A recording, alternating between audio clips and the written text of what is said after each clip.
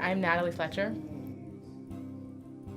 Neurofibromatosis is a disease of the nervous system where you can get fibromas anywhere on the inside or the outside of your body. They're basically non-cancerous tumors. I'm Emily Carboni. I was diagnosed with Crohn's disease in 5th grade, and it started because I went to a regular doctor's appointment, but my blood pressure was like through the roof, and they said, "Oh no, let's send her to a hospital," and I was like, all right, and we went to the hospital and they did all these tests, and eventually it came back that I had Crohn's disease. My name is Carrie Little. I am diagnosed with rheumatoid arthritis, and it affects basically all of my joints. I experience a lot of stiffness, especially in the mornings when I'm going upstairs or I'm walking for extended periods of time. I'll feel pain in my joints and just generally a lot of difficulty with very fine, detailed motor ability. I have a lot of concerns about my future. The disease caused me to be legally blind, so I can't drive, I can't read road signs, I can't read menus, so being on my own and having to live, when I get my own apartment and get a job, how am I going to get around and how am I going to live my life? How am I going to find people that are accepting of it and that understand? Maybe tell a story about my life.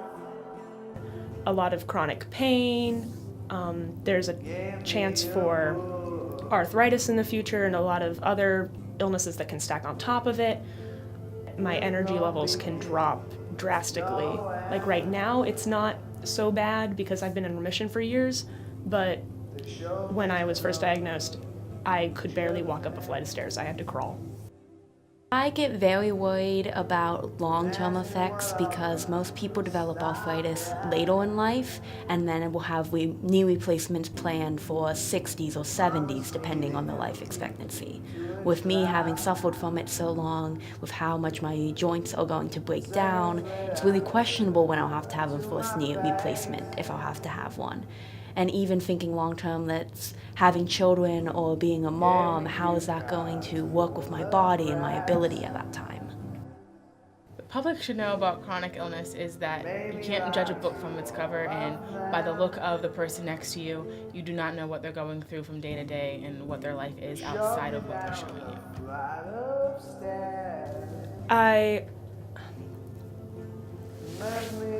I was very worried at the beginning about all of the large-scale things in my life. So when I was like 11, I planned my entire future. I was like, all right, I'm not gonna have kids because I don't want to have to deal with extra medical bills and put someone through all this stuff. All right, got that. Not having kids. I'm 11.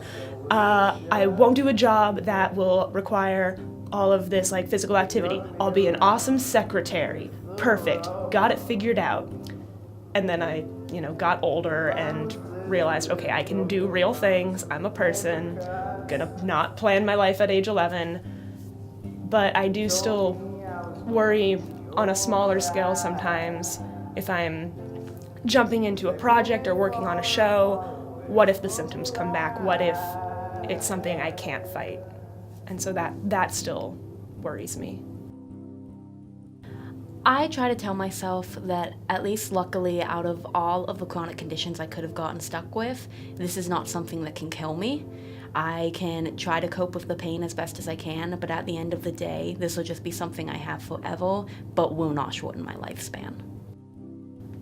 I wouldn't be myself if I hadn't gone through the experience of having Crohn's disease. Of course, it would be great if they came out and they were like, oh, there's a cure now. Awesome, you're all better. Because that would just fix everything. But growing up with this really turned me into a fighter, and it made me push myself to be better than I was. Because I always wanted to fight to be at the normal level of everyone else. I wanted to have the energy. I wanted to be able to do all the things that everyone did. So I fought to hit that, and then by the time my symptoms got better and everything was on the right track, I was still in that mindset, and I am still in that mindset, to just pushing myself to be better all the time, and it really makes me want to improve everything. My outlook on neurofibromatosis is that it is what it is, and there's nothing more I can do about it. I've done what I could do, and I have to live on and not stress about it. for me. I feel like I've really gained a better outlook on overcoming things and realizing that what may seem like a huge problem, if you're willing to tackle it and not look at it as merely a hindrance, you can overcome it and not let it limit you in life.